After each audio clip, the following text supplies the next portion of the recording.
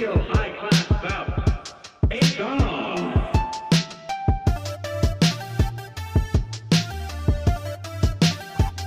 Hello, everybody. Welcome to Arsenal X, the Xbox podcast here on Boss Rush Games. I'm one of your hosts, Corey Deerigan. Alongside me, as always, is the wise Wisconsinite, Mr.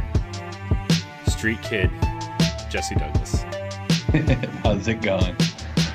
Also joining us is Colonel Panic himself, the Nomad, Joe Wilson. Hiya. Last but not least is Cyber Josh 2077, Mr. Josh Finney. I hate you so much. No, you don't. You love it. This keep is coming why back you week after week, and I don't know why. Every week you come back because you want to see what cool new name I have for you, Josh. No, Yes. I don't. That's why you're here. Clearly, we've all been sucked into the world of Cyberpunk 2077. That's probably going to be a majority of the show. Probably up through Act 1 and then kind of like vague things that we've done after that.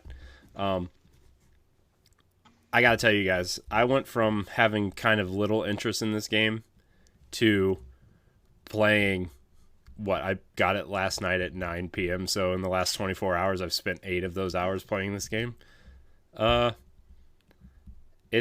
is a ridiculously fun, immersive, just surprise for me, this game. I mean, I know a lot of people aren't surprised and they're having a lot of fun with it, but this is just like, it feels like the game I've been waiting on all year. I've been disappointed by so many games this year, or like games that just haven't grabbed me the way I wanted them to, right? And this game it's the game I've been waiting for, I feel like, this year, and I didn't know I was waiting for it. It sucked me in. Yeah, I mean, this is one, like, if I get really engrossed in a game's reveal, I'll start following, or if, like, I know about it before it gets, like, an official trailer, I'll start following its production timeline. And this is one of those, like, it's been in the back of my mind since Witcher 3 came out back in 2015. Like, Witcher did not grab me, and that's a shame. Like, I like those novels, but the game, just for whatever reason, like, gameplay style just didn't grab me, and I felt like there was too much to do in that world. When, I mean, friends of mine are spending 200-300 hours in that game and saying, like, I don't even know if I saw everything. I'm like, nope, my anxiety can't handle that. This, though, I was like, all right, I'm playing it no matter what. This is like the Blade Runner hybrid future that I've always wanted to see in a video game. And since Ridley Scott refuses to give me a video game set in Blade Runner, this is going to have to be the next big thing. And despite all its technical issues, like, it's delivered for me so far. I've spent probably about 33 hours in the game now. I'm towards the end of Act 2. But that is with me rewinding a bit. I went back, knocked up about 6 or 7 hours off my save file yesterday to go back and play through some of the best side quests and story missions on stream. I had promised chat that we were going to do it all together, and well, I played like another 6 hours after I got off stream on Friday, so that didn't happen. This is the rare game that I sit down and, like, I just keep going, all right, one more mission. And before I know it, it's 4:00 in the morning and I desperately need to get some sleep. And it keeps doing that for me. Like, I don't think I'll have more than like 45 hours in this game, but that feels like, it feels so little compared to the insane amount of content that you are doing during those 40 to 45 hours. Like, it is the most immersive, alive world I've ever seen in an RPG. And we'll get to this more, but this absolutely should have been canceled for Xbox One and PS4. This should only have been a next-gen and PC game. Because, holy hell, like, we're all playing it on Series X. So we're playing the Xbox One X version on it.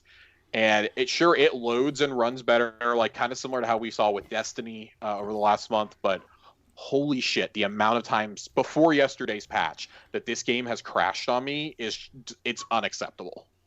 Like, I've had it crashes on me, like, when I'm not even doing anything strenuous, like getting on and off a motorcycle, the game will freeze on me. and it'll unfreeze a few seconds later, but sometimes it won't, so I have to close the game myself, or it'll just hard crash for me. Post-patch, it's been fine. Post patch it's been much better. It's just not a great feat to have in your first like 36 to 48 hours. Like you're constantly paranoid if your save is still there or not. Because I mean, there were reports of corrupted saves and everything else. Like I had a lot of texture pop in before the patch came out, but it seems to be a lot more stable now. And just us technical issues aside, this is awesome.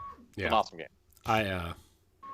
It's I feel like sometimes when I'm like playing games, like I'm playing them just because like, I mean, I like them, but it's not like, I don't know. There's always a rare game that reinvigorates my love for video games. Like probably once every year or two. Like, oh man, like when I'm playing games, sometimes I'm just like, am I playing this just to be social? Am I playing this because I'm having fun? Like, why am I playing this? You know, and the last time I felt this way about, I cannot stop thinking about this game. I even started talking to my wife about this game, and she doesn't give two shits about video games, right? And I try to like steer away from talking about games with her because I know how she doesn't care about them.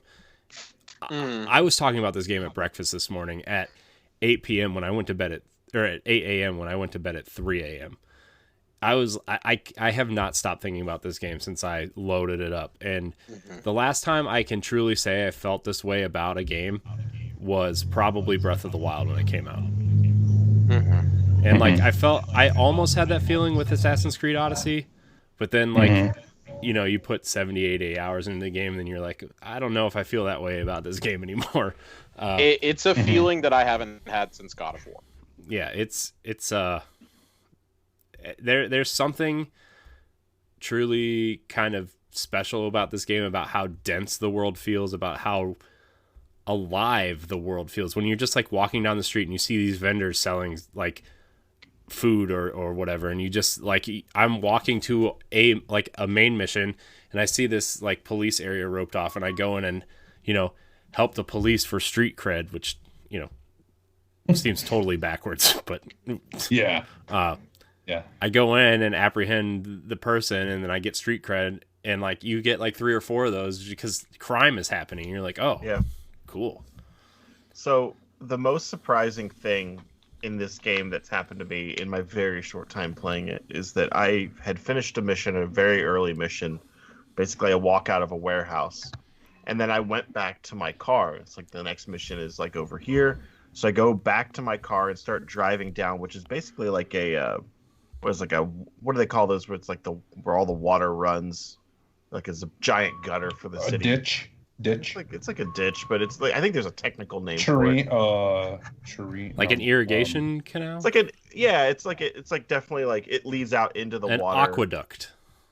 Kind of, yeah, but it's open faced. It doesn't matter. Open face sandwich.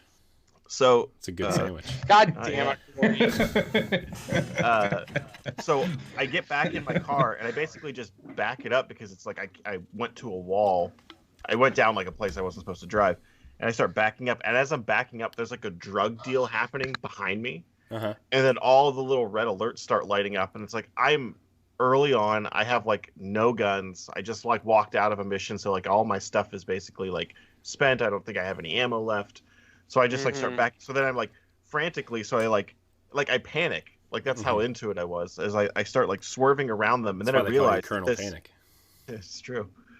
And then the aqueduct or whatever ends. So it's just like going out into the water. So I'm like trying to steer my car, and it's like sliding down into the water. And I'm like trying to. So I'm like trying to get out, and I can't. And I'm like the car's spinning, and I go into the water. And I'm like, clearly I'm dead. And I'm sitting there for a minute. I'm like, wait, I can get out of my car. And I get out of, and you can swim. It's another thing that's just like I know it's not so surprising that you can swim in games in today's age, but like a game this sometimes big, it is. It's 50. Yeah, I was gonna say sometimes it's surprising that you can't. So I open the car door underwater and get out and swim to the shore. And then I reach, I had swam inadvertently into like another gang layer, and then I see so I go back in the water and like swim further down, and it was like all very like, and that's just like, I was not in a mission. That's just me existing in the world and making like a mistake. And man, there's so much stuff in there. And like all along the way, like even just through like swimming and stuff, there's like crap to like pick up, and you're just like, do I need to look at this? And like you get so distracted from going from one mission to another mission that might be 50 meters away. I will get distracted for probably about 2 hours, like just being like, oh, I'm gonna look over here. Hey, look, I can climb up in this building. Oh, I can climb. You can climb up like on the air conditioners. You can grab onto them and like start scaling buildings. Like it's crazy. Mm-hmm. It's crazy. Yeah, it's this game, and this is gonna be pretty much the whole meat of the show. Kind of like if you want to not hear any spoilers, I would skip ahead probably 45 minutes to January. Yeah, to January. Yeah. Yeah, maybe even February, because I don't know. Yeah, I probably won't finish it until like probably the end of next year. and then once the Series X updates come out, and it's a whole nother round. Yeah, exactly. This is a game. This is the first time I've thought about like maybe I'll replay this game at some point. I probably would. Yeah. It's the first time I thought about that since Breath of the Wild. Also, I mean, Destiny doesn't really count, but no, it doesn't. We do. Before we get into the meaty Cyberpunk discussion, though, guys, we have a very important question to answer from Greg Osterman III. All of his questions are very important, and this is no different. He says, "Hello, Axemen. Rank these fries in order: regular, seasoned, curly, tots, waffle."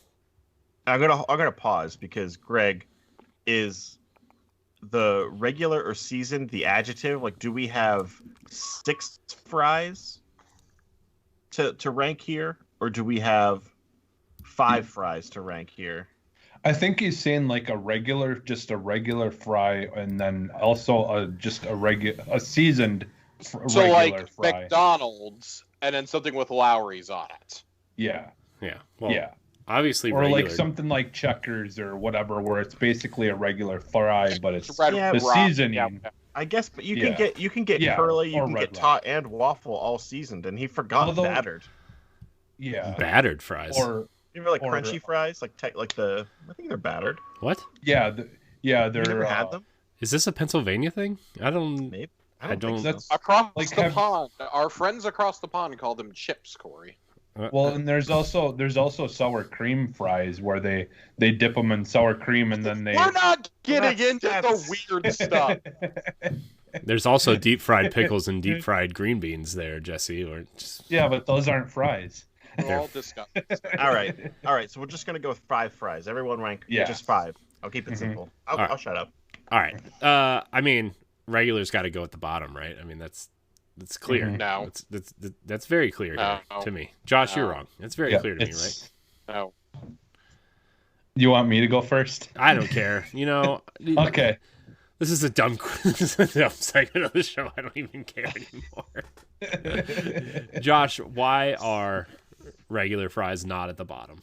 Because tater tots have to be at the bottom. Tater tots are not a French fry. No. Tater tots are not a French fry. Everything else is clearly no. Everything else is clearly in a fry-based shape. I mean, tater tots are not. Tater tots are balls of potato. Okay. If I wanted balls of potato, I get balls of potato. Yeah. No, they're not a French fry. They're at the bottom of the list automatically because they are not inherently a French fry. Open your mind. I did open my mind for that explanation. They're more of a hash brown than a fry. Exactly. Thank you. But he asked us to rank these in order. But these are the. Well, it's at the bottom. Okay. Tots are at the bottom. Okay. Based on taste, tater tots would be like second for me. Based on taste, tater tots are still at the bottom. You're the worst. Who are you? Man, I hope your air conditioner breaks again. All right, so fuck you.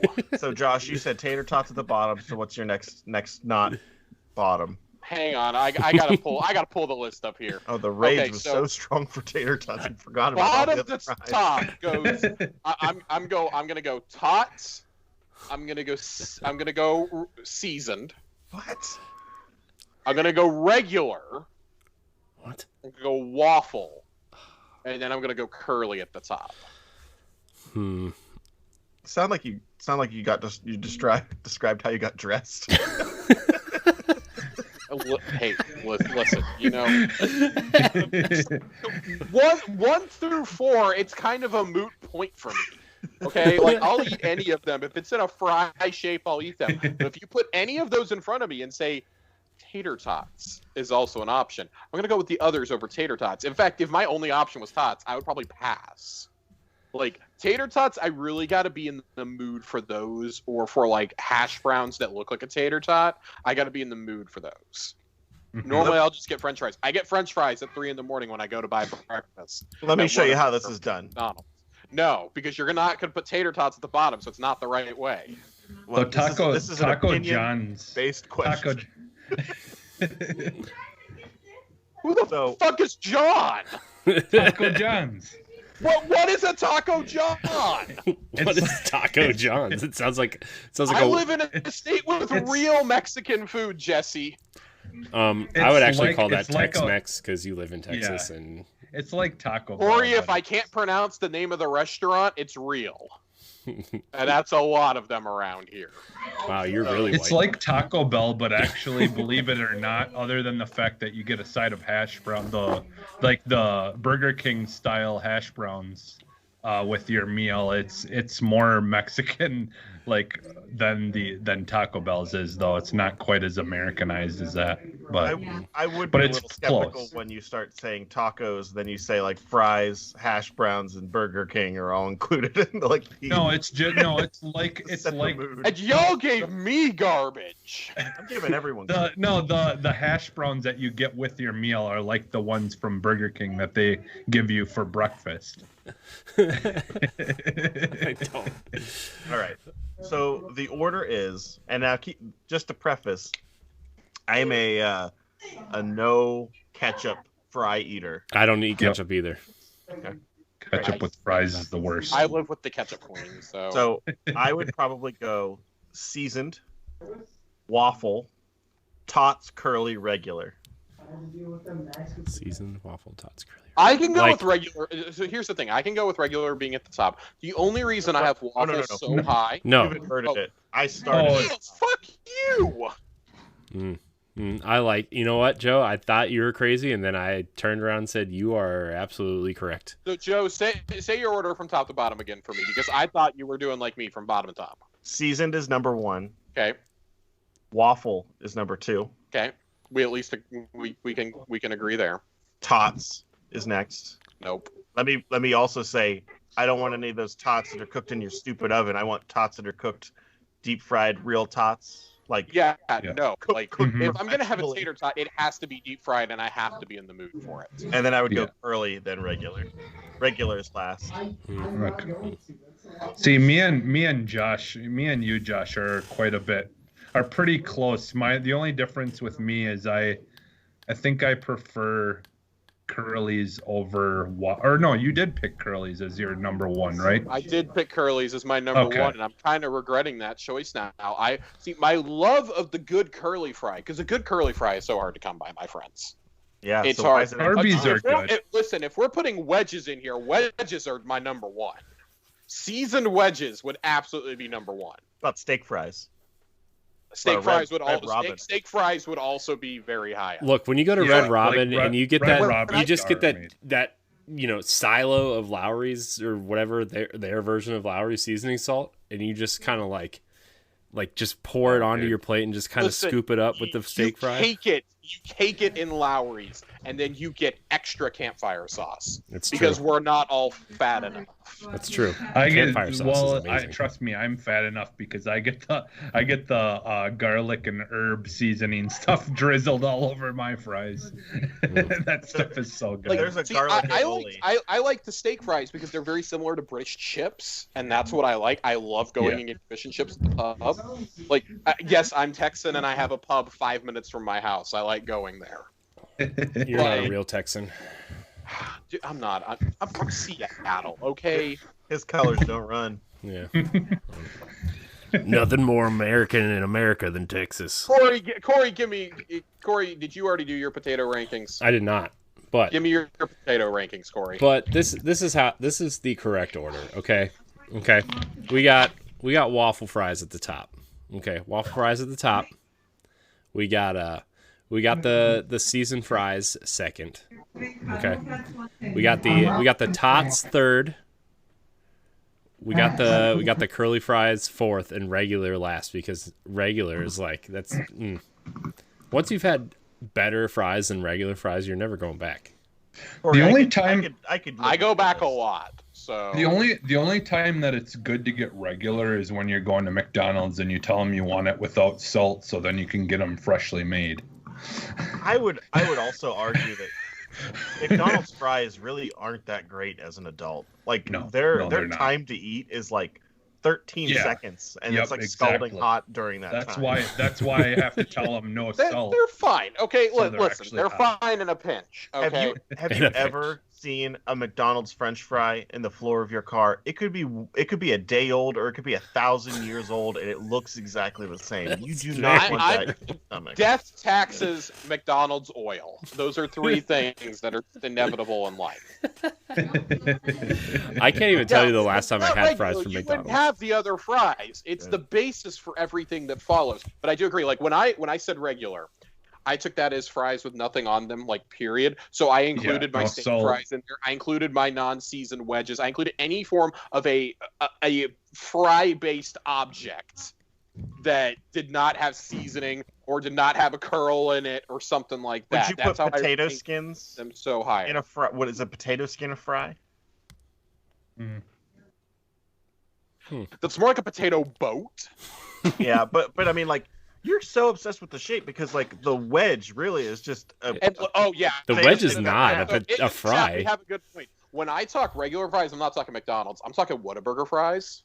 So never had them. I've never been to Whataburger. Like, dude, I do McDonald's fries in a pinch, but it's all about Whataburger fries with a breakfast taquito or a breakfast burger at like 3:00 in the morning. I picture Josh driving down the highway, putting like a tourniquet on his arm. He's like, I gotta get the McDonald's fries. I'm in a pinch. Yeah, it's like, oh god, do I go to the one that's 2 seconds from my house, or do I suck it up and go down 2 exits to Whataburger? So I'm driving a car in Cyberpunk, it's just crashing into everything, going sideways. By the way, speaking of cars crashing in Cyberpunk, I called my car after doing a mission. Because you can call your car and it comes and picks you up. It ran through this giant cement barricade and went off this like ramp and flew over me and blew up. And I couldn't call my car back because I was too close to it and it wouldn't run. So I had to walk to the next mission. Just jack a car. There's no penalties for doing anything in this game, so yeah. You'll get a star. They can be looking clear at you. Drive 20 feet down the street and it disappears. It was just very clear that this is like a 4-lane kind of road, and all you had to do was switch lanes to get out of the way of the barricade. Nope, just full speed through this giant cement. Love it. It's a Tesla. Yeah. Didn't get the update yet. Elon Musk, if you're listening, I love you, and I'm still waiting for my Cybertruck. Oh God! With that PlayStation 1 looking thing. Yeah, I have one, or I have one on the list. With 6 polygons. Love it. It's hilarious looking. So my fries go. We're still talking about fries. Yeah, well, I didn't get a chance to really say mine. Mine go Curly's. Waffle, seasoned, tots, and then plain. After you just argued with Josh that you agreed with him about tots being at the bottom because they're not real fries, you put them above the bottom. That's hilarious. Well, I still will eat them. I will eat them. Before I eat regular. They're a potato vessel. Josh, it wasn't a trick question. No one's gonna look at the list and be like, "Ha, gotcha. Tots are fries." Just like, do you like eating them? To be fair, there are people in the chat saying that tots aren't fries. Them. So there's a place near me that will give you. It's called Tot Mess.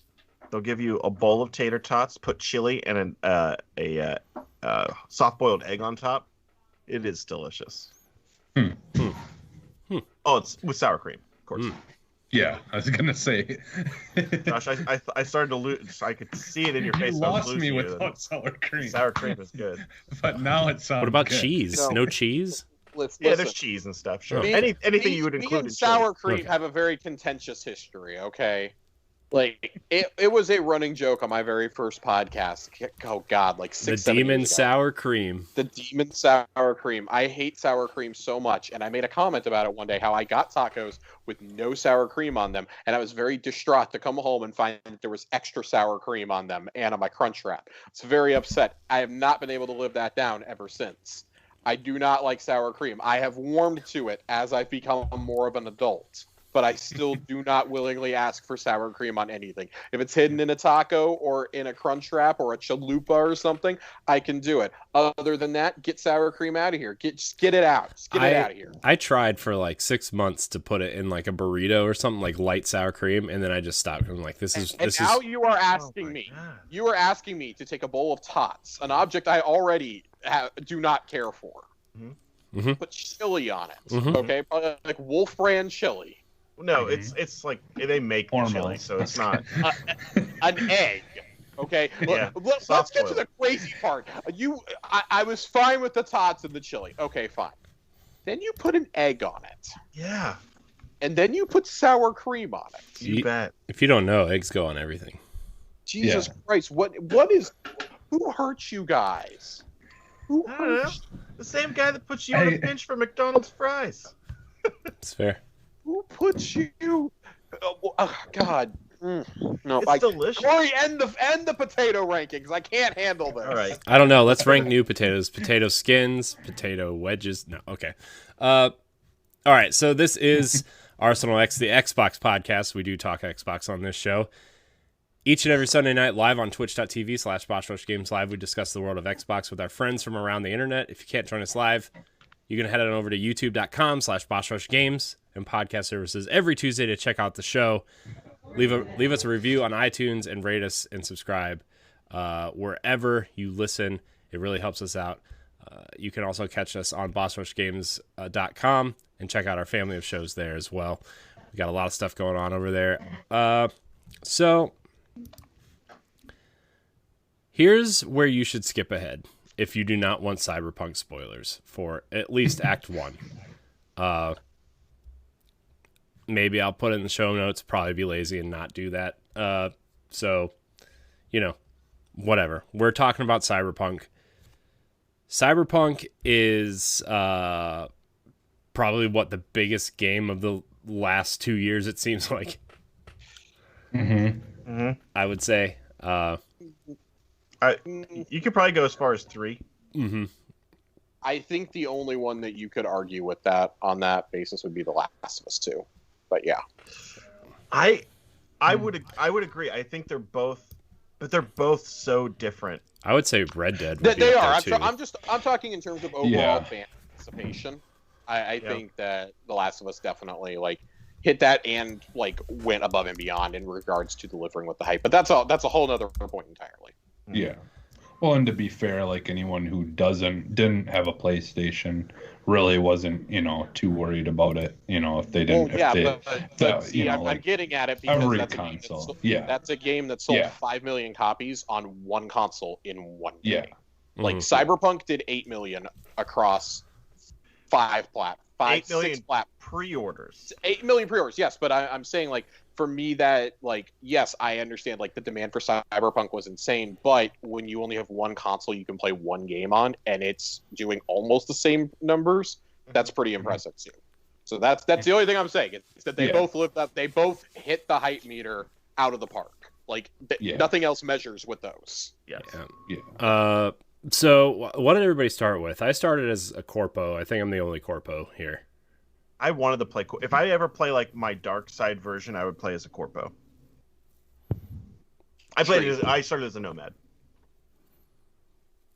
What about you guys? Yeah. We had Corpo, a Nomad, and 2 Streets, I believe. Yeah, I went with Street. I don't know, for me, I tend to make my characters usually punk with the crazy hair and just crazy tattoos and crazy everything. So Man, it just way to Street go Kid- out of the just range of Street the Kid. characters in this game there, Jesse. So Street Kid just seemed like the normal, the type to pick, I guess. But Yeah. Yeah. So what were you gonna say, Joe? I was just gonna say, how big is everyone's penis? I picked the big. I don't have one. I picked the big penis on my lady. That's how I'm playing. I went jumbo. Default. Default. Put it this way. My girlfriend knows nothing. She knew nothing about Cyberpunk other than two things: that this is the game with Keanu Reeves in it, and this is the game where you can control your dick size. That is all she knew about this game, and she was oddly intrigued by it. I didn't know how I felt about it after finding out that information. So I gave myself a nice little blue landing strip. Oh, I got a heart shaped. I went heart shaped. I think I went full bush. Nice. Yeah. 70s style or Clean 60s. shaven. Anyone notice that when you switch to the big dick, that it like dangles a little, like it, Yeah, like, it just has kind of flops. like has physics to Yeah. it. Dude, it was flopping in the wind. Yeah, it's a floppy one. It just kind I of love like it. just kind of dangles there. Well, okay, so while we're on the subject of the penis, though, like, okay, that came out wrong. While we're on the subject of cyberpunk penises, Okay. one, Joe, you were the only one who was playing before, like, it was all patched. Did your dick clip through your pants at all? I don't know how I would see if my dick clipped through my pants at all, but I don't think so. So, like, I had this issue the first day or so that I was playing the game, and it's why honestly, this is the reason why I didn't stream the prologue, because I would put pants on my character, but they were invisible, so his dick is just flapping around out there. And I'm sorry, every time I open up the character menu to equip something, it's just there. And then it took it away, and it was the Ken doll. And I was really afraid. It's been like every time I go to like change like the equipment on my character is like instantly just naked all the time. Like I don't know if it's some sort of bug or what, but it's just like it's definitely a bug. Here's my cyberpunk lady with like this flopper flopping around, and it's just like I literally just saw myself in the mirror with clothes on. What's happening? You know? Like where's my outfit? It's not great. My hair disappears from time to time, so he looks like a skinhead. There's been a bug with the mirror thing since day one, basically. Well, so mine will disappear. And I'm always wearing something on my head, so it's funny because sometimes that'll show up, or even that will show up when I look in the mirror. It'll just be like he has hair on the sides, but not on the top, so it looks like he like shaved everything except for the sideburn, and it's just real bad. Like he's wearing like just the best clothes Mr. I Burns. can get armor wise, like this long sleeveless trench Excellent.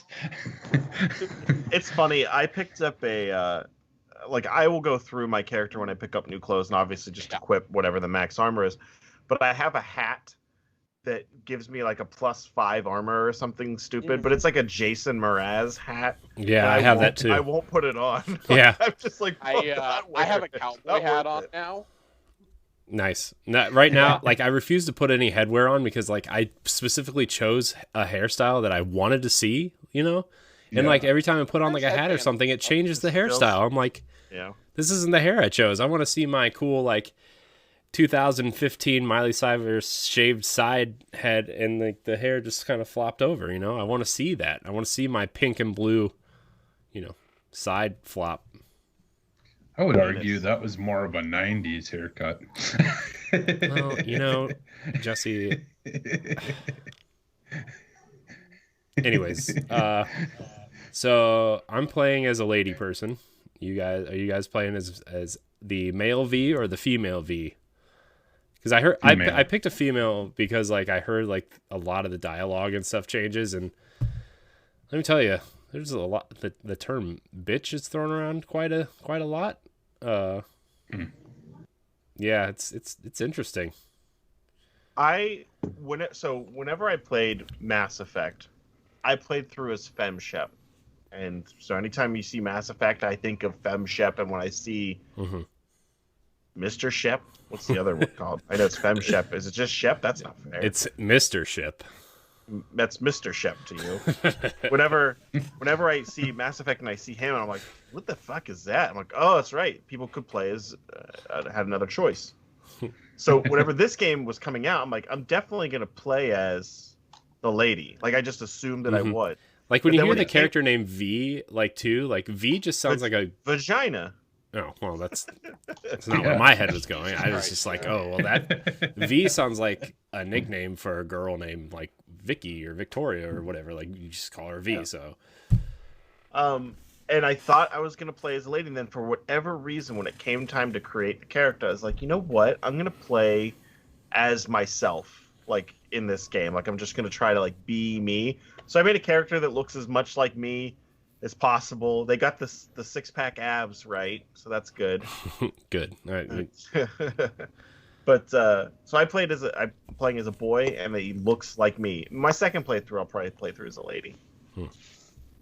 So, Jesse, you said you're playing as some punk rocker chick. Yeah, it's kind of going like more off of like the well, I didn't make her look like her, but I was thinking like more of like the lines of Storm, Storm with her with her punk Storm kind of look. Yeah, that mohawk. You got the mohawk, right? Yeah, okay. Yeah. Can't have Storm without a mohawk. It's just not canon anymore. Yeah. Sorry, Halle Berry. Yeah. So. Yeah. So I did the mohawk and blue. It's blue though, and blue hair for most of my stuff. And then like I kind of wish that they would have let you change the color schemes of the lip makeup stuff, but they just kind of have a whole bunch of presets and you can't really change the colors of the individual parts. Because like I picked one that was like red lipstick with a little line down the middle of it, like down the middle of your lip, and I made that blue. It was they had one that was the blue over red, but I kind of wish they would have let you pick the colors of each individual part of that. But yeah, as far as the create a character goes, like there's. They've got a decent selection for that style of where you're not really actually getting to like literally pick different parts of the body and adjust them to how you want to, like, because that's what I was imagining when people were talking about this originally. And so that was kind of a letdown, but I mean it works. It's fine. The wrestling games still, in my opinion, are the best. I want to there's just so much you can do in those. I want to say that Monster Hunter World and Mass Effect Andromeda have some of the best character creators in my mind, and I thought we were going to have that here, but yeah, those are pretty close to the wrestling stuff. With the wrestling stuff, like you can change every Y and X axis. Like place, like position of every little bit of every single part of the body or thing that's on the body. Like, I mean, it's insane. Like I used to spend like a day just creating a character. Like I could literally spend all day long just working on one character. Because me and my friends would make other wrestlers from other federations that aren't in the game. And we would make them so then they are in the game, and then people also would share them online so you could download them and stuff like that. But so I would, if they had that as an option, I would love to see a game do like a webcam thing and I just want to like screen cap my face and put it in. I don't care if I have to use like my phone app so I can like move it around so it gets an accelerometer and then you upload it into the game, but like if I get that level of detail, I don't want to spend the time trying to make me. I just want to like scan my face and my face be in it. Yeah. But no Kinect support, so yeah. Well. Josh, you playing as a pretty boy? He's not that pretty, but yeah, I'm playing as male V. I did the street path to start with. And I'm glad that I chose that because a lot of my friends went with literally almost all of my friends went with female V. And part of mine was like I again, I wanted a character that looked kind of similar to me, but also like I don't know. It's like I'm trying not to spoil anything, but we are going to talk Act 1. So, like, the whole plot line, it starts up with Johnny Silverhand and Rogue and all of them. Mm-hmm. Like, I kind of tried to create a character because, like, I had an inkling that, like, okay, you're going to do a lot with Johnny, with Keanu and stuff. Like, so I want to make a character that looks like it blends into that. Like, what's the kind of guy that someone like Johnny Silverhand, like, what does he look like that somebody like him would want to go get a beer with? It's kind of where I started at, and I just went from there. So I like that, but beyond the create a character, I really like the customization in the game when you start getting your implants and your bionics and stuff. Like, it doesn't necessarily like change the way that you look really, but I think that is another entire layer to this. It's not just upgrading your guns and your loadout and your clothes and whatnot. Like, your implants make a massive difference. I wish they like were a little bit more visible. Like some of the late game ones are. For example, there is one. It's not a spoiler. Like it is in the game. It is one of the most expensive upgrades I've found. But for $50,000-$60,000 in game, you can get blades that come out of your fucking arms. Like the like that reveal trailer. Yes, and I want them. I want them real bad. But you can't get them until you're literally almost at the end. Like, I am just now able to afford them without spending every last dime that I have. And I still don't know if I want to buy them. But so things like that, like, I have a missile launcher in my arm, guys. It's awesome. Nice. I have a missile launcher. It's like I have War Machine's ex-wife missile in my arm. That's awesome. Fantastic. But it's things like that that I think just keep adding to this level of customization in the game. That it does things that other games don't. I mean, you have multiple slots for every single thing. So like skeleton, you've got multiple slots. Arms, legs. You get legs that allow you to double jump. Ones that allow you to do a super jump. And that allows you to reach areas you couldn't get to. That's really cool. That adds to the whole idea of explore this city your way. I just love it. Like you can customize your vehicles, you know, which ones you want. You want to drive a bike, you want to drive like a literal tank. Like, what do you want to drive? There are some amazing segments in this game, you know, without spoiling anything. Like, there are some absolutely incredible moments. And my only real gripe, I guess, when it comes down to the characters is I hate how the character I am discovering and building in my side quests is not really reflected in the main quest, because I'm forced to make certain decisions in the main quest, and I'm like, well, I don't think my V would handle the situation any of these ways. Like, the V that I've created in my side quests, like after 30 hours, is one that I feel like really, like, the way I play a lot of RPGs is like cares about his friends, cares about his teammates, things like that, like, you know, commits to them, would do anything for them. And it's like in the main quest, like, you're just kind of an asshole, like, over and over again. And it's like, give me a different option, damn it. Yeah, I know. I want the relationship you have with Jackie to be the one you have with everybody in the game. Yeah. I want something like that. When I was doing some of the side stuff with Jackie, like, or not some of it, like it only gave me asshole options too. Like some of the, like, I'm just like, well, this isn't the relationship they clearly have built with this character here, right? Like you guys are like, it seems like you're like siblings almost, and like best friends. Like, you shouldn't be like an asshole, you know? Yeah, it's annoying, and I don't know. Like, I think that's one of my biggest gripes. It's not necessarily like the character creator. I think the character creator is still really impressive, even if it falls a little short of what we thought we were going to get. Things like that. It is still top notch. It's still one of the better ones out there. But like you guys said, you know, like the wrestling ones, Mass Effect Andromeda, like those are better ones. I like that they let me build my own V instead of forcing me down a path similar to like Geralt, for example, or Geralt, excuse me, from The Witcher. Like, that's a predefined path. Like, this is based off a tabletop game. Of course you should be able to make your own character. But I'm curious how if the street paths will ever really mean anything outside of the unique prologues and outside of like scattered dialogue, if maybe they'll come back to that in future DLCs.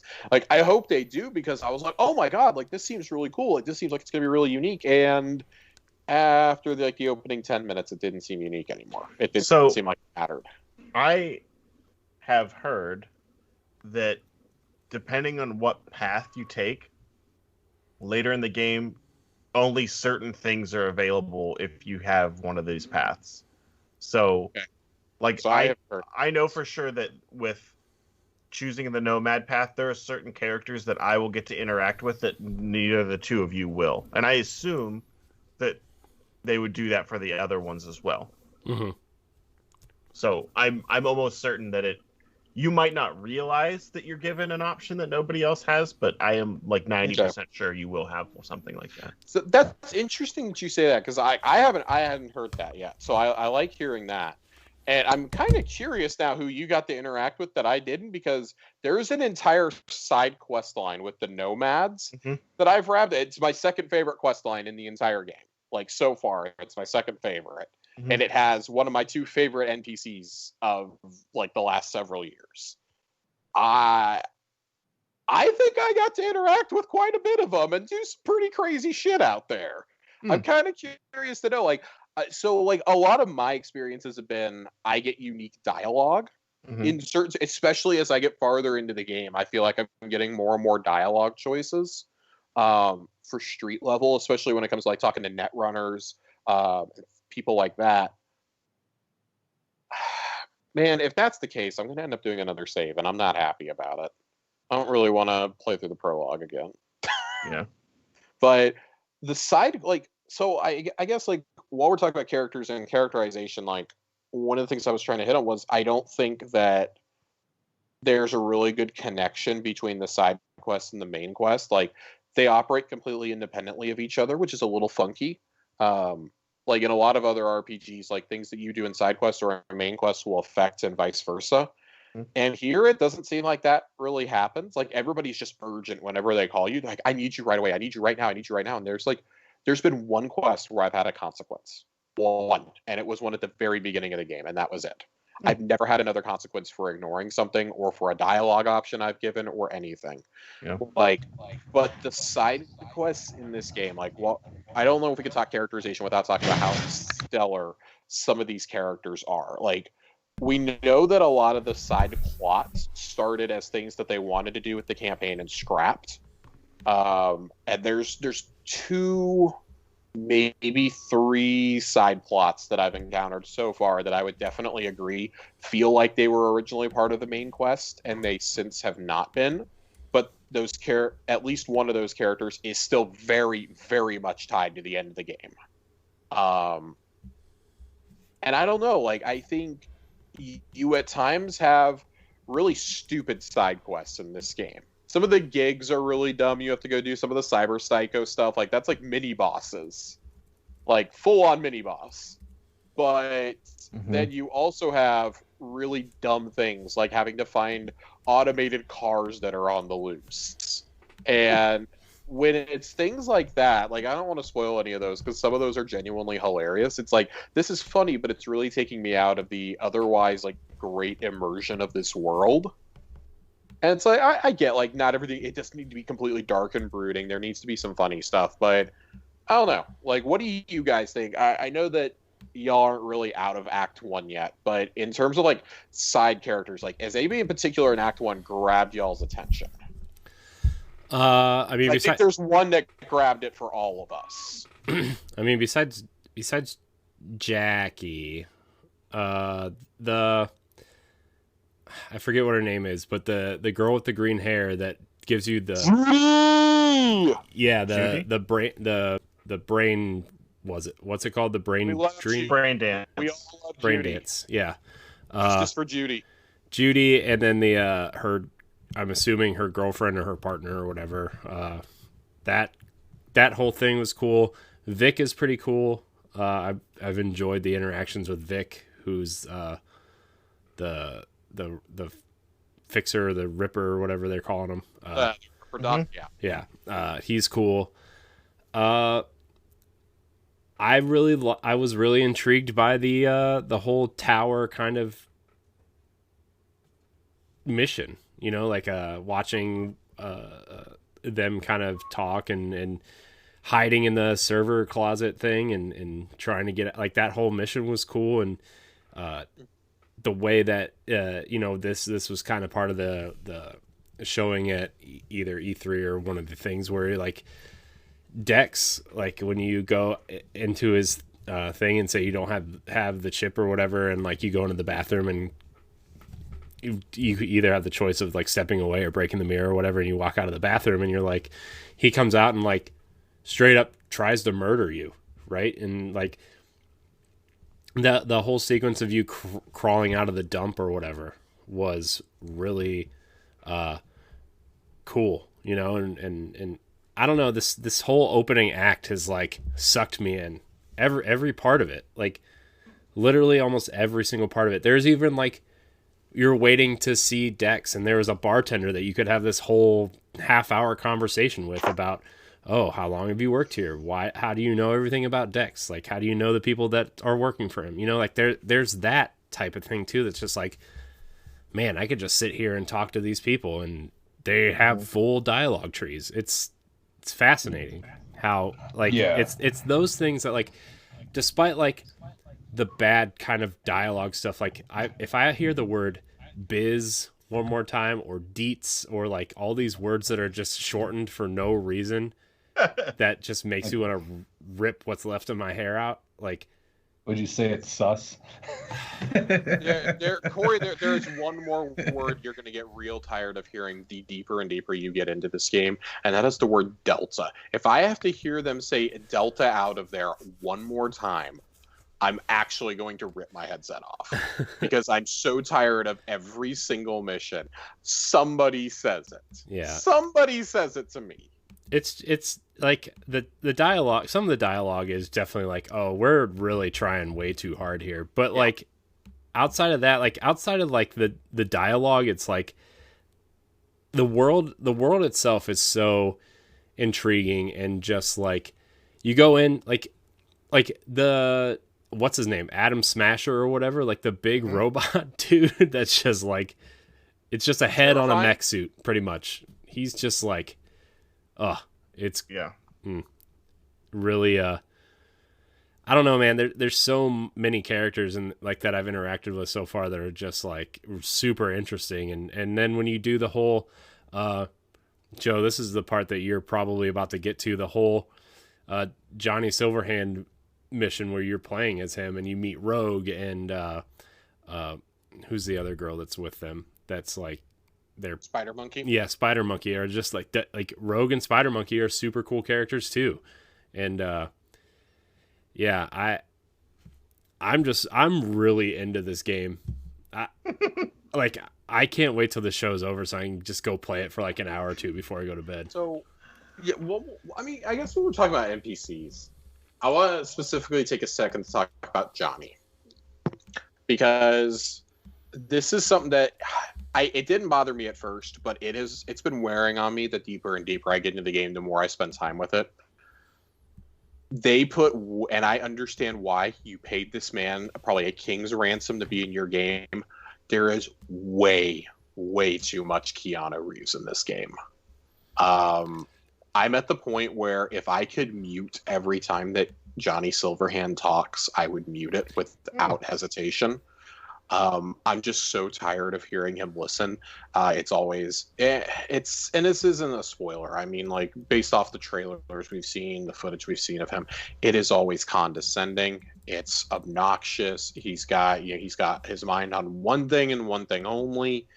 And it's just like, Jesus Christ, I'm so tired of listening to you talk. Can you please just stop? Can you stop talking for even, like, 5 minutes, please? Like, you don't need to interject every time I do something in a side quest, or anytime I do anything. Like, you don't need to be popping up. There's no reason for you to be popping up in some of these quests. I do have to say, like, I don't mean to interrupt you, but I do, just to play off what you're saying, I am surprised at how much I don't like that character. So, okay, at Johnny, this point, you are not supposed to like Johnny Silverhand. like if you, I'm gonna say like, and not to sound like obnoxious or superior or anything, but I'm gonna go ahead and assume that like me, like most of us don't know much about the Cyberpunk board game or about the pen and paper game. Excuse me, the Tabletop. I am an expert at Cyberpunk. Okay, That sounds about right, Corey. That tracks perfectly. I bet you and your wife play it every weekend. we do. Okay, I'm Fly Guy Silver Pants. That's my name. Mm-hmm. But so like the guys that you meet in the flashbacks in the Johnny Silverhand missions are all the original characters of the pen and paper game. Like this is the farthest they've gone in this universe, the farthest into the future. Like the Cyberpunk 2020, they've done Cyberpunk Red, Cyberpunk 3, things like that. This is the farthest, and the actual writer of the source books, the creator of this universe, consulted on the game almost daily with them. And was like the one who's like, no, like Johnny Silverhand has to be an asshole. You have to make him an asshole. He's not a good guy. He's a dick. And he is. He's a complete dick. Like, if you haven't surmised it after the first mission, you're going to surmise it the farther you get into the game. And I have no idea if this is accurate, but supposedly the guy who dubs all of Keanu's lines in Spanish, his longtime dubber or something, was like, oh, yeah, he enjoyed the script so much when CD Projekt Red gave it to him, he requested that they double his screen time in the game and double his dialogue.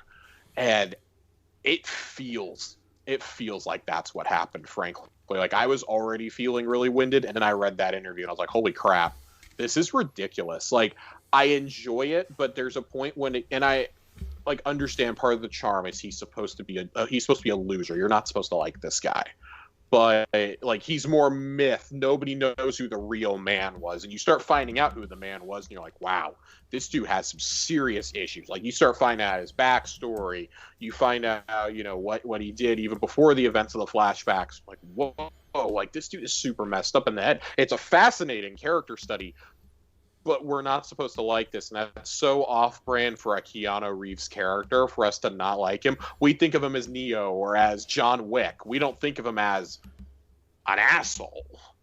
Mm-hmm. And it Or really Bill and comes Ted. down to Bill and Ted. Yeah, it comes down to the other characters around him to humanize him a little bit. His interactions with the other NPCs, not just in the flashbacks, but some of the stuff you do in the current day. Like it comes down to that, to make him almost more likable. His relationship with V is just, it feels very one-sided.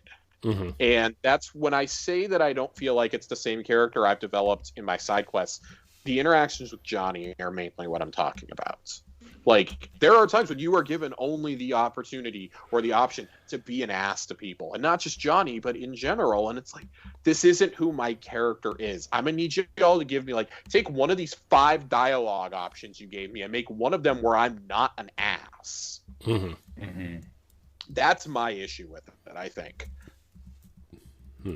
Yeah, But, go ahead. I was going to say, like, that whole, like, mission where he's, like, he leaves whatever this, I mean, I don't want to spoil anything, but that whole mission in between the end of Act 1 and the beginning of Act 2 is just kind of like, oh, I didn't realize that this character was going to be this guy, Yeah.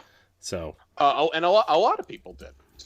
Yeah, because, I mean, like you said, like you just assume, oh, Keanu Reeves, he's going to be the good guy. He's going to be your partner in crime, and you guys are going to go rock cyberpunk guitars and drink beers and shoot guys together. You know what I mean? Like, that's what I thought was going to happen. And, like, the whole, like, kind of, I guess, twist or point of the whole story of the game, I guess, from moving forward is like, this is what's going to happen. It's like, oh, okay.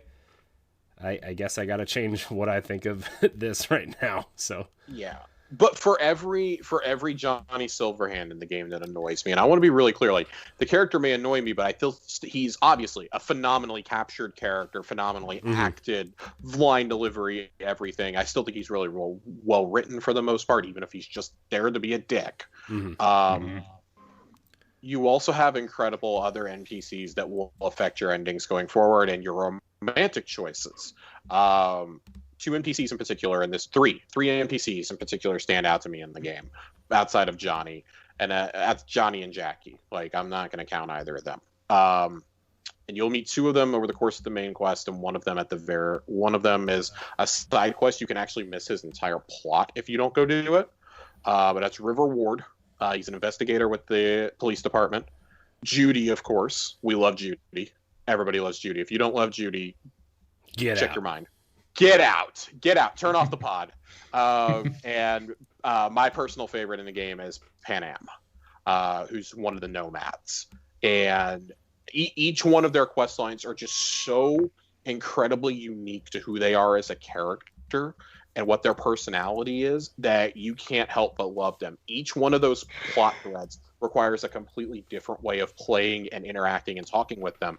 And it's really cool. Like, this is part of what we talk about when we talk about an evolving world. Like, things you'll do in these quest lines will start appearing on the TV screens throughout the city.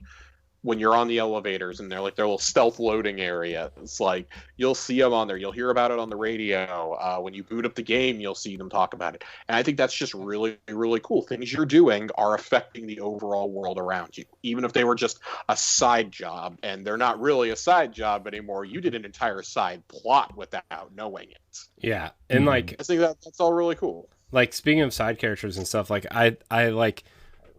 The characters that are like so well acted, like in Act 1, Dex is the guy that you're working for. You saw him in the trailers, the kind of bigger like black dude that kind of gives you this mission to go take something, whatever, and it's kind of like the whole plot of Act 1. He's like super well acted and super well done, and like I'm like, oh well, he's probably not like the main villain, but he's probably going to stick around for a while. He's probably like a second in command to someone, whatever.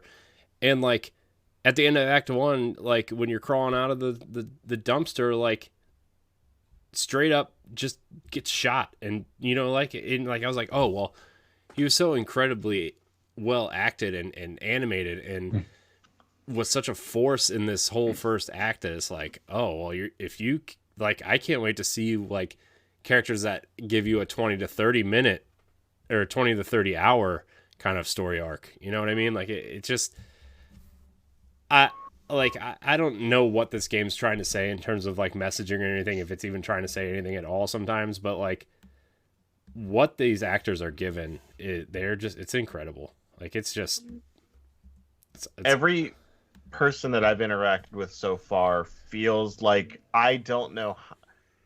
Normally in a game, an RPG like this, when you start interacting with someone, be like, oh, this is a throwaway mission. I don't have to worry about this. And you don't know any of that when you start playing this game. You're like, okay, this feels important. This feels important. They're talking to me. They're saying a lot of stuff. Like it's got good voice acting. It's got good animation. Like and you're like, okay, I have to do this. Everything kind of feels like equally important. And then you have to kind of default back to, it's like, oh, what do I want to do? Which is very interesting because like in Mass Effect, you can very easily tell, be like, these are side quest people. Because there's no cutscene, there's no like intimate, like you guys are actually talking. It's a very clear, like very dry back and forth. And you don't have that in this game at all, which is, it makes the game more difficult from playing a game from like a game point of view, but it's way more immersive. The side quests are so well done in this game that I want to do them all. Like gigs are one thing, actual side missions though, like I want to do them all. They're so, even chasing down runaway cars is unique in this game. Like each one of the cars you hunt down has a different personality. I think that's really cool and really unique. Like even if something as simple as like, oh, so-and-so wants you to tail their wife because they think they're cheating on him. And you trail them and you go there and you find out like, oh, she's not cheating on him. Like there's actually a reason why she's here, and she explains it and like begs you not to tell her husband. You have two choices. You can tell him the truth or not. And, like if you don't, you're just an asshole at that point. Like, but if you tell them the truth, like there's more dialogue that comes out. Like you'll finish a job and several hours or a couple days of in-game time later, you'll get text messages like telling you like kind of what happened after those, like the characters involved in those missions will reach out to you. And that's just so creative to me. That's so inherently unique and not something that I expect from an RPG even of this caliber. Like, I don't remember ever seeing that in an RPG before. Maybe I'm just naive, but I genuinely don't remember playing a game that does that. Yeah. It's definitely, I don't really know.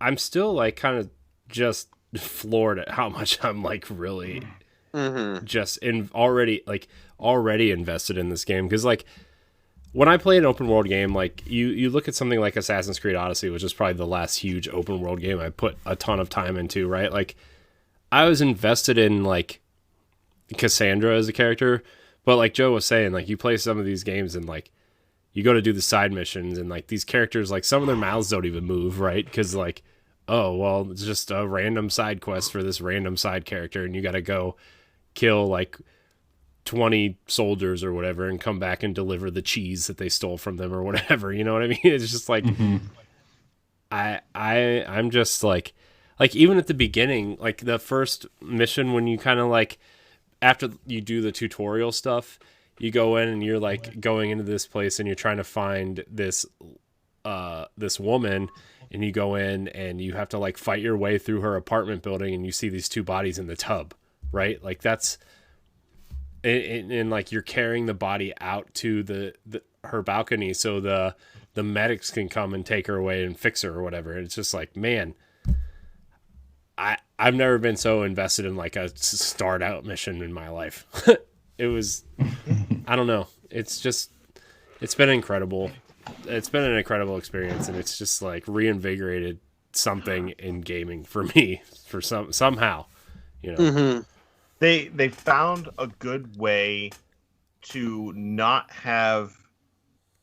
I can't stress this enough how much it doesn't feel like Grand Theft Auto. Yeah.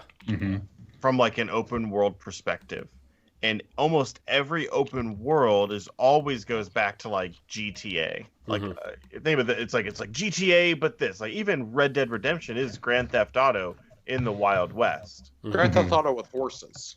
Yeah. And this game not only finds a way to not be that, it does not feel like Grand Theft Auto in, I would say, almost any way, other than the fact that it's an open world. And they also found a way to make the video game aspects of a open world, because usually that's the separation. As soon as you get into like video game type stuff, it creates that separation where it stops you from going fully immersed into something. But those video game aspects are now part of the game. So like all like your HUD stuff is explained with like your retinal implants. Yeah. And like everything kind of feels like this is something that you would, because it doesn't look like a video game, because it's like, oh, this is my character would see this. Like my character feels like it's seeing this. It's not like me, the player, is getting something that the character in game isn't. I find that so insane, and that's what excites me most, and that's what I want to keep playing. Is just like I want to see everything that I want to see, all the stuff that took that like a game. Cripes, how long was this? 7 years? This game was. It was announced in what, 2012? It was announced in 2012. It didn't actually enter even pre-production until 2015. Okay, so like there's 5 years worth of content in here, well, or more, in this game that like I want to see. I want to find out. I want to like I know that I've just like barely scratched the surface. And just knowing how easy it is, like you seriously spend the opening cinematic. As soon as you select your character and you do that, the basic whatever class you've chosen or whatever backstory you've chosen, once you get to Night City, you and your main character, that lock, stock, two smoking barrels, that Guy Ritchie type cutscene thing. I'm assuming we all had a very similar cutscene that they do without a pre-rendered animation, that they do in first person. But it's still so effective for making you like to build a history between the two characters and let you know like that you've established yourself a little bit, is so great. It was something that I thought I was playing for the first time. I'm like, oh, I'm here. I gotta do this, and then you realize that you can't. That you're watching something. It's such effective storytelling in a game that they could have absolutely got away with not doing. They didn't have to. They don't have to be this well crafted of a story in an open world type environment, and they did it anyway, and that is so awesome. Yeah, I felt like when they said that they were, because like originally I think they said that you could do third or first person. Probably like 2017 when they were first starting to talk about when it was coming out and stuff. And I was like, oh, cool. I'll probably play this game in third person. I like third person, whatever, action, open world RPGs, whatever. And they said they took away the third person stuff. I was like, oh man, I'm not like, unless I'm playing like Destiny or Halo or something, first person RPGs are just kind of like not my thing, you know. But like you said, like probably 2 hours in, I totally forgot that I even wanted a third person game, and like that the first person storytelling stuff was so effective that I was just like, man, this is like it made me more invested in my V, you know, like it made me more invested in there. Oh, go ahead. Oh no, Sorry, I was done. Go. Oh, I was just gonna say I agree with you. Like I actually like kind of forgot that it was going to be in first person until I booted the game up. And I was kind of like, I don't get a third person option, which is a little weird. Like, you don't actually really get to see your character unless you look in the mirror, like, ever. It's weird. It serves as like a vanity thing for your menu. You also can't change your appearance at all once you start the game, which is another really weird choice. There is no way to change your hair, your scars, your tattoos, nothing throughout the game. Which is weird because the really whole thing weird. is about augmenting your body. Yeah, so that doesn't really make a whole lot of sense to me. But there are some parts of this game that just are really, really weird in first person. Like, I've had times in first person where, like, I sit down in a chair and there's something sitting on the table and it's super, super pixelated. Or, like, the beer bottle is just massive in my face, but it's just, like, 12 pixels because it's so bad. And I'm like, oh my, like the food in front of me is just like, it's a blot. It's a big brown dot. It's nothing else. I get supposed to be chili or something, and there's some sausages on it. Well, I thought It's tots really had tots and an egg on it, though. They do not have tots and an egg, you monster. And another, I'll add this in too. So one of the really cool first person things is the brain dances. The brain dances are really cool. That's something that I feel is truly unique to this game. When you start like learning how to edit them and stuff, like go through the different layers, it's awesome. It's freaking awesome. As you start doing that and delving more and more into them, they become key to a lot of quest lines. I love there's 4 different ways that you can view these things. It's fantastic. And for the inner storyteller in me, I love that. Something I don't like in first person is sex scenes. It's really awkward. It's Just like real life. It's not though. It's so weird. It's like uncomfortably weird. I bet PlayStation players get that haptic feedback. I bet it feels really real. Jesus Christ, Corey. Well, then they put their PSVR on. Jesus, y'all need help. It's we're all married, Josh. It's fine. There is a particular one that is just very, very weird. And I guess like, well, Joe, you played as male V, right? Yeah. All right, you'll get there eventually. You'll know it when you see it. It's just it's a weird moment. You're like, does your character just like go like this? Man, I didn't think about that. I'm a female V. I'm probably gonna. This is gonna be a brand new world for me, I guess. You can have sex with ladies still, though. I know, but so you only have. This isn't a spoiler because like it's kind of been made clear at this point. There is 1 male and 1 female you can romance depending on your gender. There are only 4 total in the entire game. That seems yeah. I feel like they should have gone the Assassin's Creed route where you can just, kind of walk up to anybody and press X and like, just go in their little hut for a minute. Just fuck them. Yep. It's a little strange. It's like, like now, don't get me wrong. I feel like I actually like built a bond with these characters as opposed to an Assassin's Creed where you just press X to bone. I don't need a bond for that. It's feel like called romance. Yeah, Corey, you uncultured swine. I know, I'm a terrible human. I feel like that there's a personal component though to the characters you can romance in this game, and I like as a result you have again some of the best stories in the game with those characters because you build a bond with them. I wish it mattered more though. Like, give me the Fallout route. Let them accompany me on missions. Let them fight by my side. Like I did all this bullshit for them. They can repay me now. Whoa. Oh, there's some bullshit I did for these people. Like they can pucker up and help out. Well, did you do it for them or did you do it to get the romance option? I did it for both. It sounds like you already got something then. It sounds like there's some I butt got stuff in this something. game. I want more. I want more. It sounds like there's some butt stuff in this game. Eh, I mean, there definitely would be. there was butt stuff. There was Pucker up. butt stuff. If I can pick up a studded dildo, there better be butt stuff. There's a lot. Well, that and see, and lot. that's what I was thinking. Being a female character, can I just choose to not have a romance with anyone except for Yeah, you just don't with the you toy? don't have to.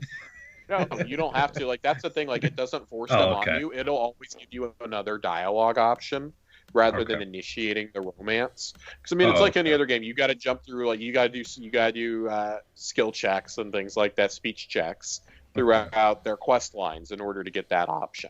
And even when the time comes, you can fully reject it. Like for example, it's even if you click on them. Like I found this out with a character that I hit a romance option with. It's male V that you can't do. The person rejected it. Was like, whoa. Like we're really close. Like they were like, no, we're friends. That's it. I don't swing that way. And Oh, I they was like, friend zoned you. yeah, they definitely friend zoned me. But it was like it doesn't affect your standing with that character though. They're still gonna message you and like be a part of your journey going forward. You're still gonna have that option. Just they will not be a romantical option. For Strain you Sounds along. real Sounds life. definitely like a friend zone. you. Oh, it's They still absolutely a friend text you zone. and keep you around. I had to do all sorts of stuff for them, and I got nothing out of it.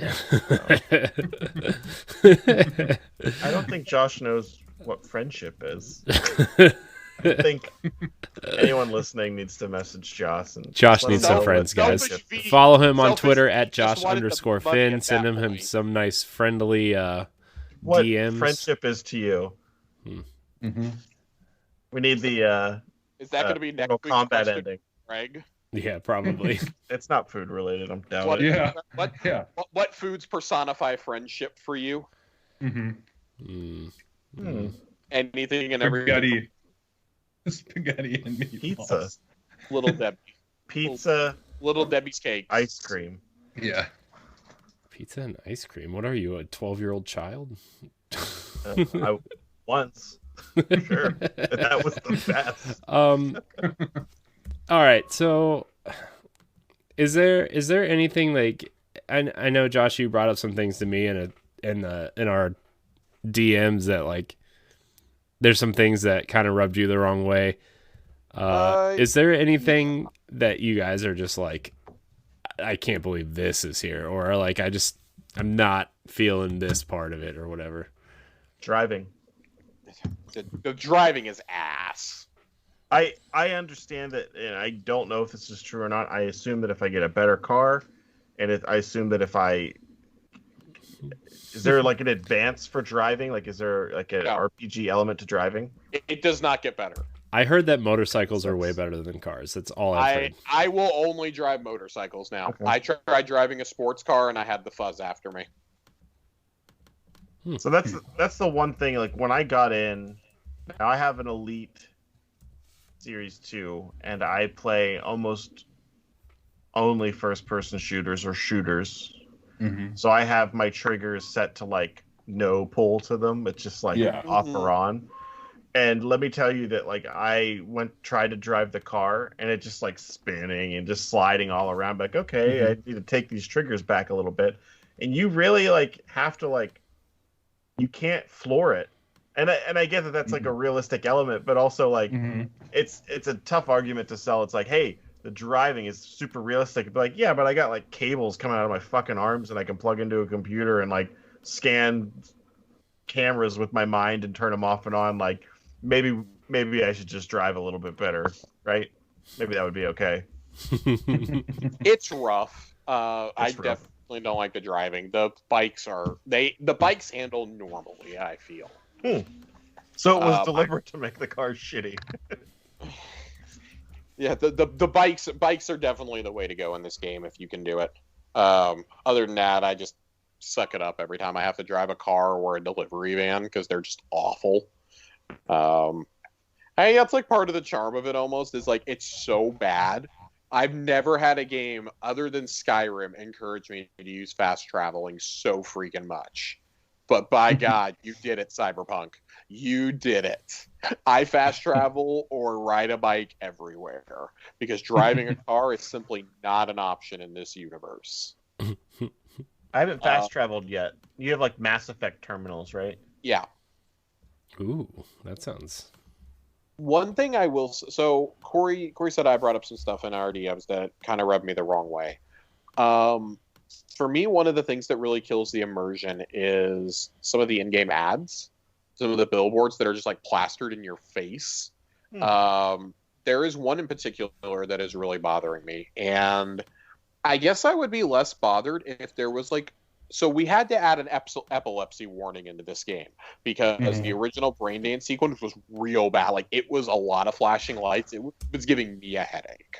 Yeah. There was actually one of the people who reviewed it had a seizure from it. You're talking about the girl from Game Informer? Yeah, because I guess what they were using was basically what doctors actually use in real life to create seizures. So that wasn't a very good choice. No, that was a terrible choice. And look how quickly that was patched out too. Yeah. It's like, so why did this need to be like the new animation for starting up a brain dance is totally fine.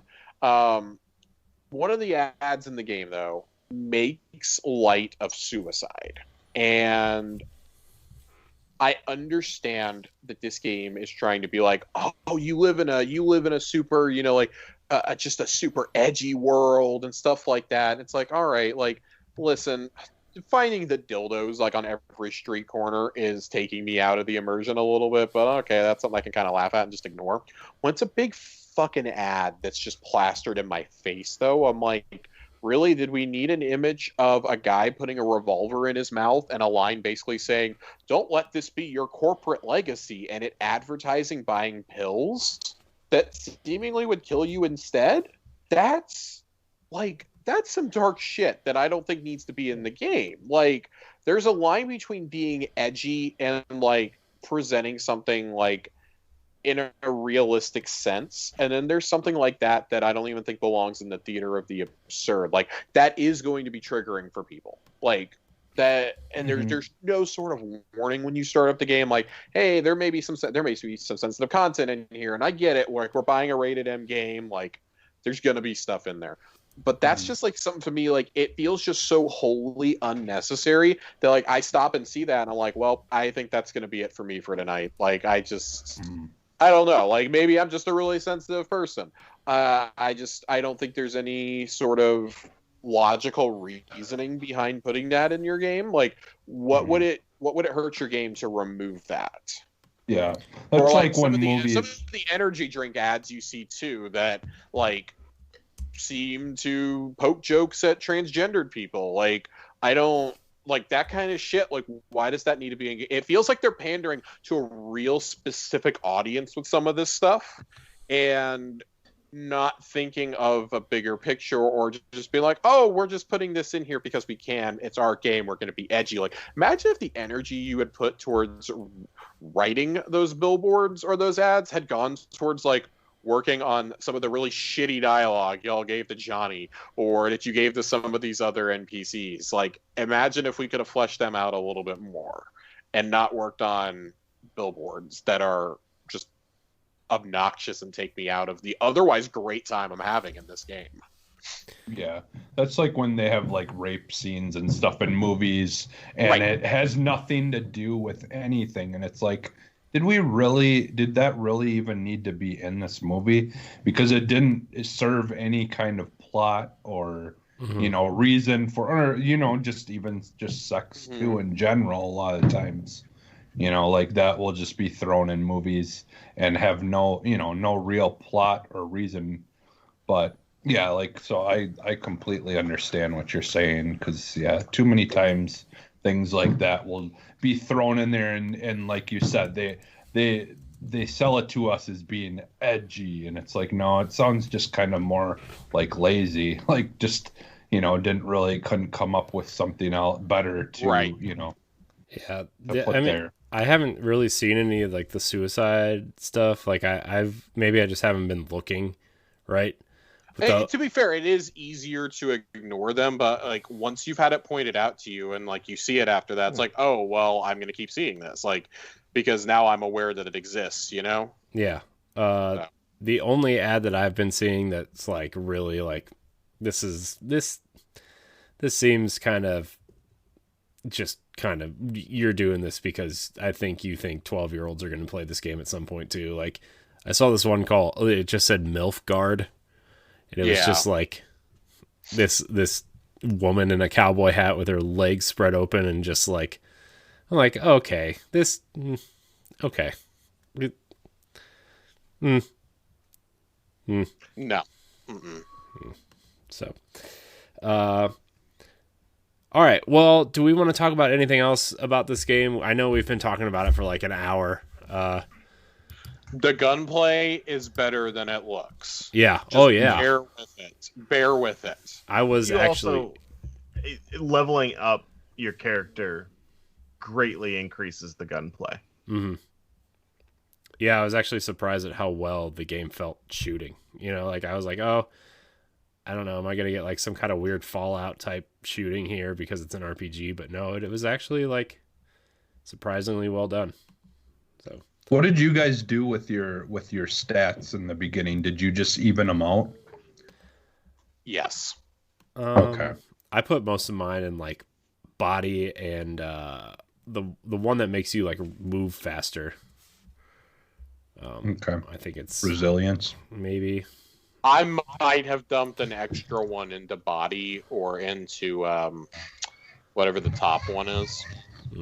Like the top center and top left are the ones I dumped a lot of mine into, despite having a stealth build, or that's the way you're meant to play Street. I have found myself using pistols a lot more than I thought I would. Like, I don't like using bigger rifles.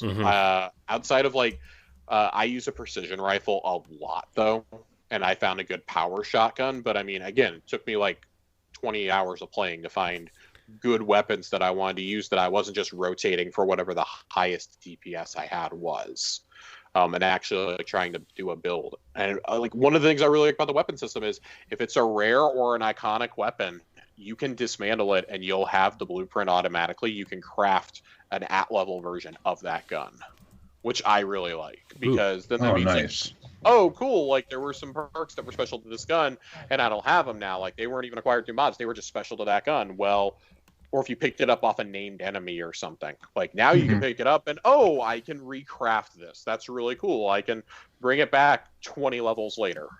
Like the 3-burst electro pistol you get in one of the first missions, Chaos. That's a really cool gun. It's basically useless after the prologue, though, after those first couple missions. That's the one I've been using. That's the gun I've been using. It's essentially useless after that. Yeah. Like, you can recraft that later on in the game, though, because you'll have that blueprint. Josh, did you unlock the 6th perk? No, I did not. I don't know how you unlock that. I don't. I just know that there's like a one at the bottom that's like all staticky if you go. I have not unlocked it. I haven't been able to figure out how to. I think that may be something that is done in DLC. Okay. So that's my personal thought. If anybody has unlocked that 6th perk, let us know, because I'm really curious. I've put 30 hours in this game and haven't hit it yet. So it's driving. No, it's yeah. Equip this for better driving handling. is no longer ass. That's all it is. Yeah. It's just a toggle off or on. You get to drive Roach around instead of a car. That'd be hilarious, actually. But yeah, gunplay, whole lot better than it looks. Experiment with builds, experiment with mods, upgrade your exoskeleton. It's all great. Don't worry about buying cars. You'll be given stuff throughout the missions and throughout side quests and things like that. just bear with it. Some of the Easter eggs are great in this. Hideo Kojima's in this game. Yeah, Have you I all saw found that. him yet? I saw it. Mm. I saw. Yeah, he's in one of the intro missions. Yeah. Yeah, I when know, you go like to the Afterlife bar for the first time, he's there. I know that famous streamer, I forget what her name is in it too, and There's a lot of people. She wants people to take pictures of them with her and send them to her, and she'll share them on her Twitter or something like that. Yeah, Alana Pierce is in the game over in the junkyard. Hideo Kojima's in it. There's nods to like other games and other like action franchises. There's a particularly great one about Mortal Kombat that I really like, and I'm curious to see if anybody picks up on it. Anyone else looking forward to that movie? No. No. I'll get to watch it for this free. game does so many things good. I really, really feel like the good outweighs the bad right now. Yeah. But I'm excited to finish it up. Yeah, I'm definitely like I've only experienced like one bug, and it was at the end of the heist mission where you go and take the flat head spider bot thing. Where at the end of the mission, Jackie wouldn't walk out of the building, so I couldn't finish the mission and talk to him. And I had to redo that whole mission, but that was like the only thing. That would be brutal. Yeah, it kind of sucked. But I had saved it, like, every time I made it through a room, I had, like, a quick save. Scum save. Yeah, so it was, I don't know. Overall thoughts, just at the, just to wrap this up, I don't know, man. I think it might be up there for my favorite games of the year. I mean, not that I've played a lot of great games this year, for sure, but right now it's sitting at the top. For a $60 game, now granted it's not optimized yet for the new consoles, when the new Call of Duty cost me $70, there's way more in Cyberpunk, I would say. And like most places, you can get this game for $50 right now. I've seen like almost everywhere. Amazon never had it for 60 before it came out. I don't think they regularly had it bumped down to 50. Hell, it's 45, or it's 45 at Target, I think. If you don't mind buying the disc, like you should play it, and I would say you should probably play it now. Mm-hmm. We had a question from Deshaun. He says, "Hey y'all, I have an Xbox Series S. Is it worth trying Cyberpunk 2077 now, or should I wait for an optimized version?" If they had not released the patch this past weekend, I would have told you needed to wait until 2021. I've heard from people who have the Series S, though, and are playing this, because when you play on Series S, you're playing the Xbox One and Xbox One S version. You're not even getting the One X version that the rest of us are. Mm-hmm. You're getting an even lower res version. Apparently, that boosted a lot on the Series S. Not necessarily on regular Xbox One, but it's at least bearable on the Series S now. Mm-hmm. If you're interested in this game, try it. If it's too buggy for you, put it down, come back to it in 2 or 3 months when we get the optimization. But I think you should play it now. If you have nothing else to play, this is the time to do it. Be part of the discourse. It's a long game. It's not like Witcher 3 long, or even Skyrim like to do everything, but you're going to put probably a solid 40 hours into this before you beat the main storyline. Like, to get a build that will get you through the end of it. Yeah. Because I'm telling you, like, I'm level 25 or 26. I'm playing on easy, and there's some missions where I'm like, okay, I have to actually approach this smart. I can't just run in and shoot everything. Like, I'm in the later stages of the game now. I got to be smart here. Even though knowing the level cap is 50 in this game, I believe. Yeah. So, it's Sean, play it. Yeah, play it, man. I would recommend you play it, especially after that patch now. It's yeah, because I wasn't gonna get it either, but like once I had heard that, like the patch had kind of been making it a lot more tolerable, that's why I ended up getting it Saturday. I got it just because Josh kept streaming it and talking about it. I think Nerd Journalist was talking about it a lot online, and then LaRon on Boss Rush this weekend was like, you should get it. I'm like, okay, well, I guess I'll just download and see what happens. And I was still on the fence like throughout the day, and I was like, you know what? you can preload this game through the Xbox app without buying it. So I will do that. And then when it comes time to sit down and play something, we'll make the decision. And I was like, I'm sold. I'm just going to do it. So if I couldn't have preloaded it, I probably would have skipped it and I would have been really upset. For me, like Josh said earlier, like I just couldn't get into The Witcher. Like for me, if I wanted to play something like that, I was much more likely to go back to just playing Elder Scrolls Online or something, but like I love like Cyberpunk, like I love sci-fi, I love, it is everything that I enjoy as far as the kind of setting that I want to be in. So for me, like this, that's why I was, so much anticipating this game coming out, is because like finally, CD Projekt Red would be making a game that I'm interested in, like people are about, Witcher. So yeah, and I didn't think like The Witcher was like a bad game or anything. It just like it's not high fantasy stuff. Game. I've been playing the Switch version of The Witcher off and on for like, I don't know, 6 months at this point. And like, it's a fun time waster. I don't know if I would put it as like one of my favorite games of all time or anything. I'm just not into the high fantasy stuff, like it doesn't grab me, right? Like Josh is going to roll his eyes, but like, I don't care about Lord of the Rings at all. I don't care about that, like that whole whatever. Game of Thrones, I don't care. Like it just doesn't. God, get out, Corey. It just doesn't do anything for me, But but this is like, it like, I just love it. I love it. So, yeah. All right, we're probably gonna save the second half of this show for next week. We've been going pretty long. We're gonna save those questions for next week as well. I didn't think we were going to talk this much about Cyberpunk, but we did. So, yeah. If you had to rate your experience thus far on some sort of scale, what kind of scale? Like 1 out of 10. How has your experience been with the game? At least a 9. I would probably go, had the technical glitches been ironed out sooner, I would probably go higher, but that marred so much of my first 20 hours. With the constant crashes, the pop-ins, things like that. Well, for what it's worth, I have not had a crash since the patch came out midday yesterday. I've had 2 pretty long play sessions since. So feeling good about it. It looks and runs well now. Had it come out like this on launch day, I'd probably go maybe as high as 9.5. But it's an awesome game. Yeah. I love it. Yeah. Joe, what about you? I know you're probably you're about as far as I am, I think. I have not finished Act 1. I am at the tail end of it.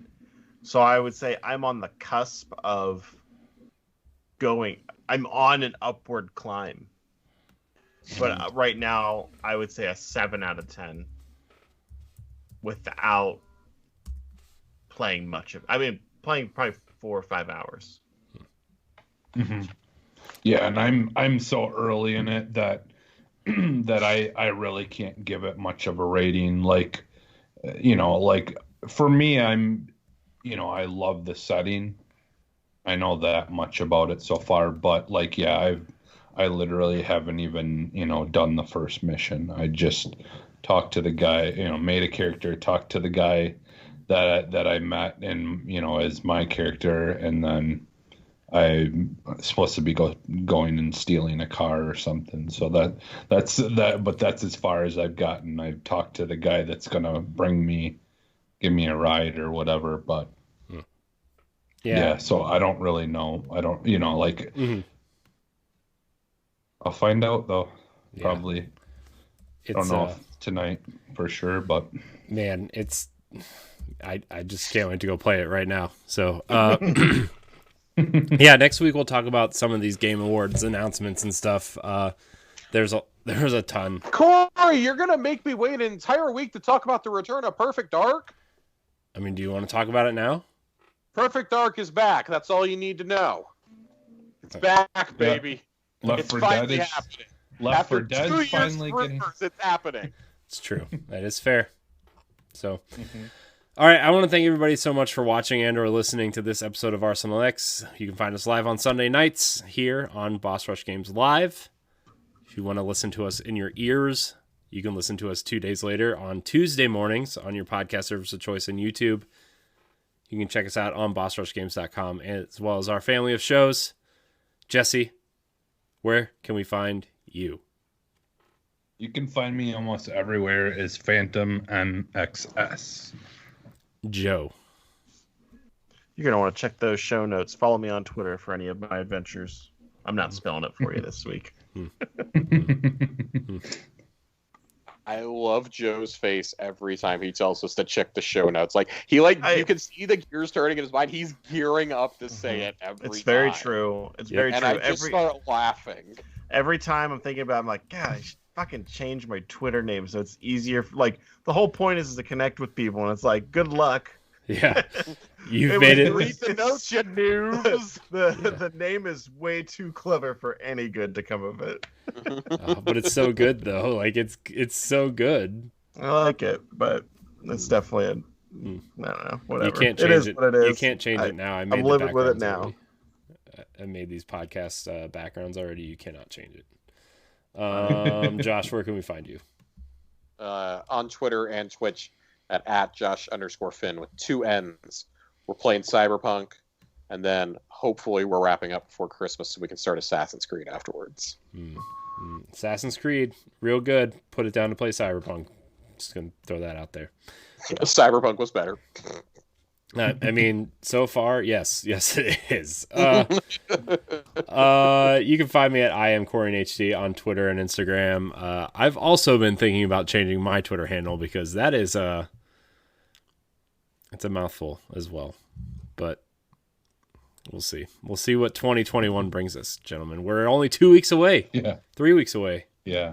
From, so we got what? Like one Can't more come show any this sooner. year? Yeah, because we're not doing it the weekend of Christmas. I don't want to do that.